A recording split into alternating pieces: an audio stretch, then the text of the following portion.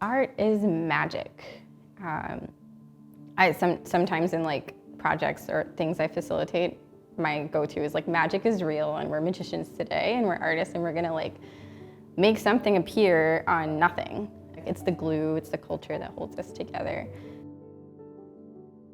So my parents had a stand at Central Market and I worked there all through middle school and part of high school.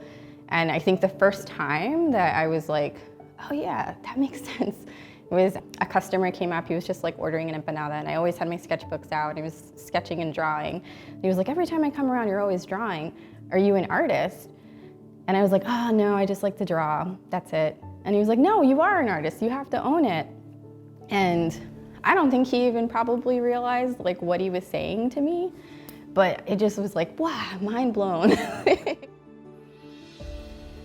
I grew up on Howard Avenue and Howard and Christian specifically, but went to school at Lancaster Mennonite. So pretty early on, I understood that there's like a Lancaster that I grew up in and that I live in, and there's a Lancaster that's like outside of our scope.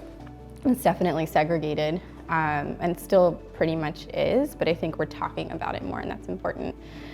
And I stayed because I wanted to be part of that conversation, and art has been the vehicle that I've been able to have that conversation. I think my art took more of a turn towards identity and culture after college, frankly because I was just tired of not seeing myself represented. But I wanted to know like who else is making visual art about who we are, and then what does the additional layer of being a woman mean on top of that? So I took that time between undergrad and grad school to like think, okay, what do I actually want to see and how can I fill that void so other kids don't grow up or other women don't grow up and not see themselves represented in this way?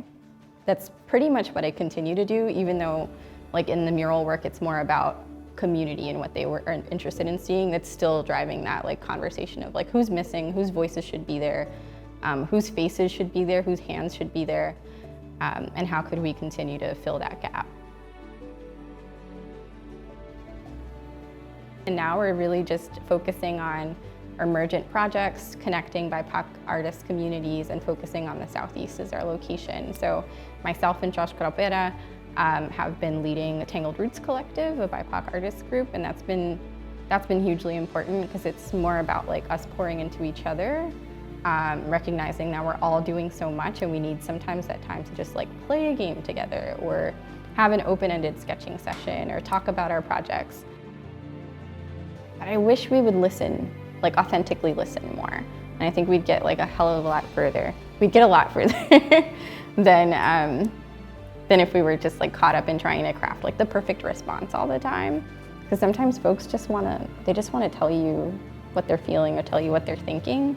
And I think listening leads to good art, leads to good programs, leads to good everything else.